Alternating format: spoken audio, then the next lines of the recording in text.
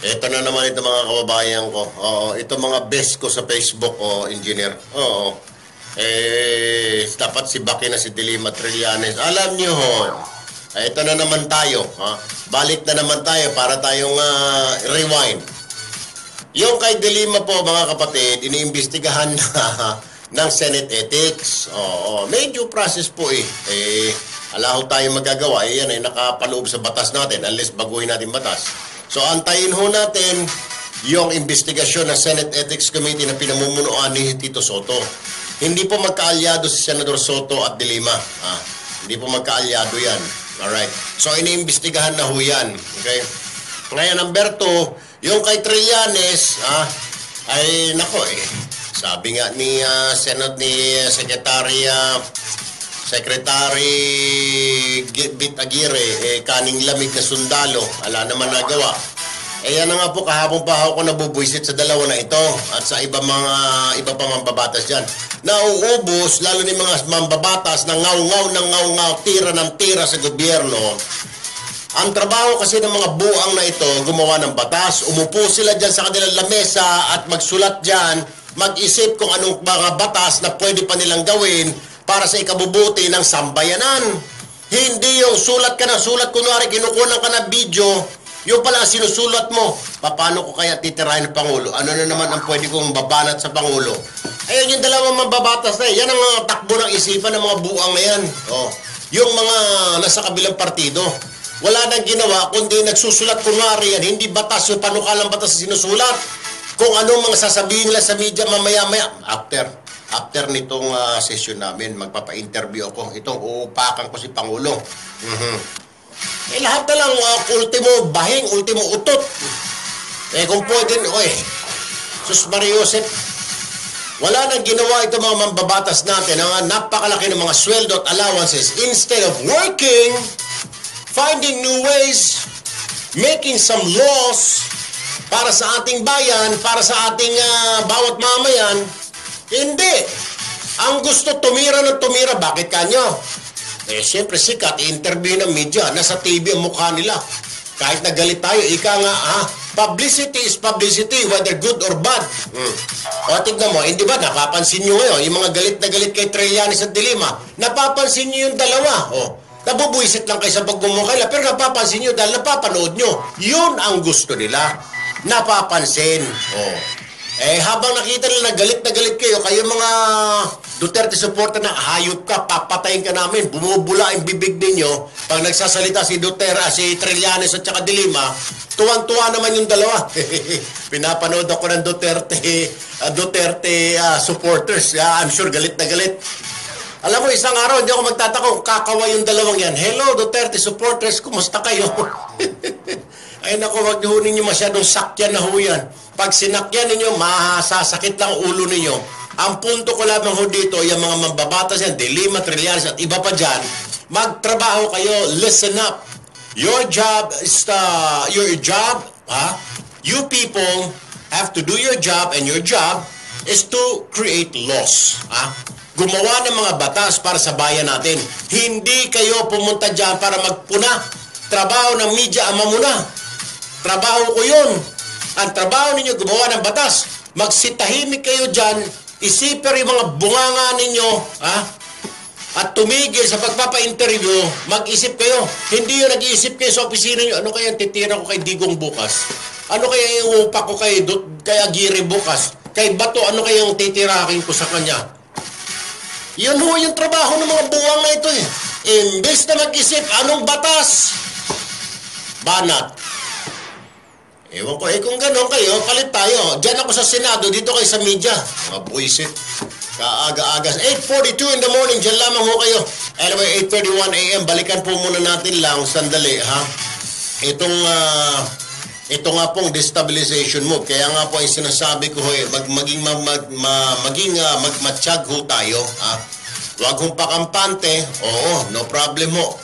Alam natin ho, lalo na ho kayo mga supporters ni Digong, nagkakaisa po kayo, solid po kayo dyan, Pero may mga grupo po kasi na maaring gusto talagang tibagin, buwagin, di baling gumastos sila ng milyon-milyon.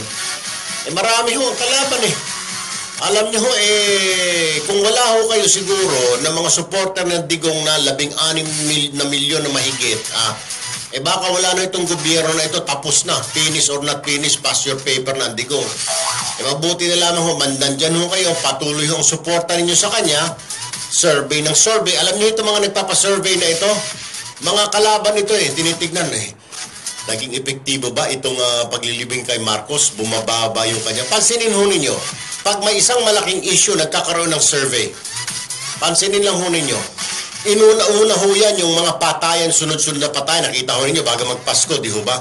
Nagkaroon ng survey. Patayan, kaliwa kanan, nakabulagta, lumulutang na lang, pero hindi naman daw gawa ng pulisyon. Nagpa-survey. Ano ho lumabas sa survey? Hindi po natinag. Patuloy na namayagpag ang rating ng Pangulo. Pansinin na naman ninyo, after Christmas o before Christmas, ano po, yung libing na dating Pangulong Marcos sa libingan ng mga bayani. O, di ba, nag-ingay, nag-rally-rally pa dyan sa EDSA. Anong nangyari? Nagkaroon din ng survey. Anong nangyari? Hindi na hindi bumaba ang rating ng Pangulo.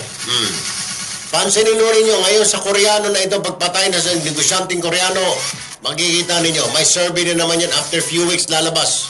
Titignan naman. Kasi yung mga nagpapasurvey na yan, yung mga kalaban, gusto nila makita kung epektibo ba yung kanilang mga pinaggagawa, yung kanilang kampanya. Kung mo hindi, ayan ang problema. Nagsayang na salapi. Di ba? Meron pa yung Lenny Leaks na yon. Ala rin, hindi rin epektibo. Dahil nga tama ka, Danway, sa menu, solido yung supporter ni Digong nasa likod niya. Kahit anong mangyari, umulan, bumagyo, nariyan lang.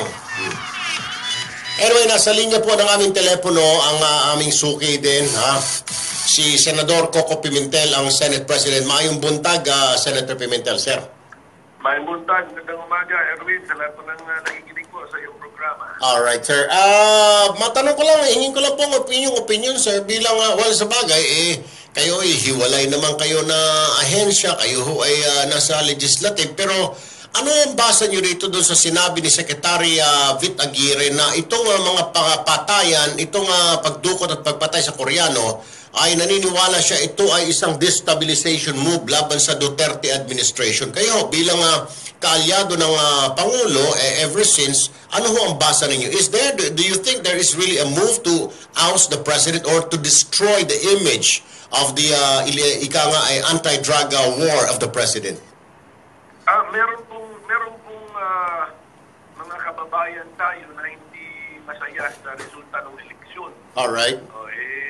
Nanalo kami, gusto nila parang motion for reconsideration na baguhin yung resulta. Pero meron ganyan. Pero hindi ko masasabi na yung the same group ang nagpakana nito na mapapatay pa ng Koreano para lang dyan. Pero itong nangyari po rito talaga kay Mr. Lee, isa po itong isang parang ano tawag mo nung mansa o isang dagok sa reputasyon po ng Duterte administration. Kaya kailangan talaga ma-solve natin ito. Hanggang sa dulo, hanggang sa mastermind, para makita natin yung motivation. Ang theory siguro ni Secretary Aguirre, kung sinabi niya kasi stabilization, merong political motivation. Pero pwede rin kasing criminal motivation lang ito lahat. Pera, mga kriminal. Isa na lang din mabuting kakalabasan ng investigation dito kung meron mga sindikato dyan sa loob ng PNP, at least mabubuwag na natin yung mga sindikato na yan. So at least kung one less syndicate sa law enforcement, makakatulong na yan sa Duterte administration kasi kung hindi natin nabubuwag itong mga sindikato, parating may gagawin na nakakasira na administration. Paano po makakatulong kaya rito ang Senado, sir, ang iyong ahensya, ang iyong pinamumunuan dyan para totally malinis? Do you think that you'll be able to help to clean this organization bagamat ito'y under sa ehekutibo? Can the Senate help? Meron kaming contribution dapat sa paglilinis ng lahat lahat ng ahensya, lahat ng pulis. So, sa pagkakaalam ko bukas, Thursday, Yes. iimbestigahan niya ng Public Order Committee namin, headed by Senator Lacson. And then, of course, pati linalagay nga namin sa priority rin yung mga panukala, yung pag-aaral na paano increasean ang compensation ng police at saka ng armed services ng Pilipinas.